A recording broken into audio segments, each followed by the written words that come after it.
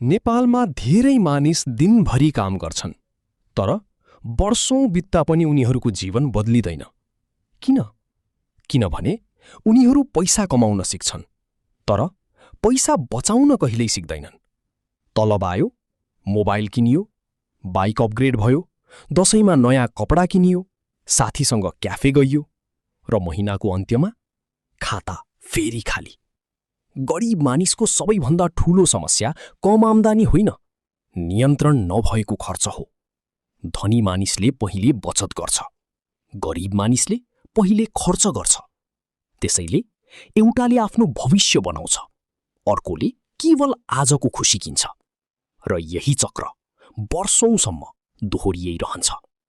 नेपालमा धेरै मानिस गरिब जन्मिन्छन्, तर धेरै मानिस गरिब सोचका कारण गरिब नै रहन्छन्। सुन्न कठोर लाग्न सक्छ। नेपालमा धेरै मानिस आफ्नो आम्दानीभन्दा ठूलो लाइफस्टाइल देखाउन चाहन्छन्। नयाँ आइफोन चाहिन्छ, महँगो बाइक चाहिन्छ, ब्रान्डेड कपडा चाहिन्छ। किन? किनभने समाजलाई इम्प्रेस गर्नुपर्छ, र त्यसपछि सुरु हुन्छ लोन, इएमआई, डेट। गरिब मानिसले अरूलाई धनी देखिन पैसा खर्च गर्छ। धनी मानिसले वास्तवमै धनी बन्न पैसा लगानी गर्छ। सबैभन्दा दुःखको कुरा के हो भने धेरै मानिसले एसेट होइन, लायबिलिटी किनिरहेका छन्। जसले पैसा ल्याउँछ त्यो एसेट हो, जसले पैसा खान्छ त्यो लायबिलिटी हो। तर धेरै मानिस जीवनभर पैसा खाने चिजहरू किनेरै बस्छन्, र डेटको चक्रबाट कहिल्यै बाहिर निस्कन सक्दैनन्। धनी बन्न म्याजिक चाहिँदैन, तर डिसिप्लिन चाहिन्छ।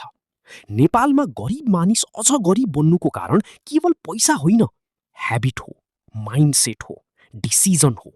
यदि जीवन बदल्न चाहन्छौ भने पहिलो नयाँ सिप सिक, दोस्रो आम्दानीभन्दा कम खर्च गर, तेस्रो पैसा बचाऊ र लगानी गर, चौथो फोनमा समय खेर फाल्न कम गर, र पाँचौं दीर्घकालीन सोच राख।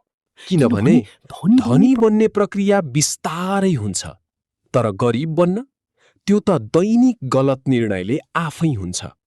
आज तिमी जहाँ छौ त्यो तिम्रो पुरानो निर्णयको परिणाम हो, र 5 वर्षपछि तिमी कहाँ हुनेछौ त्यो आजको निर्णयले तय गर्छ।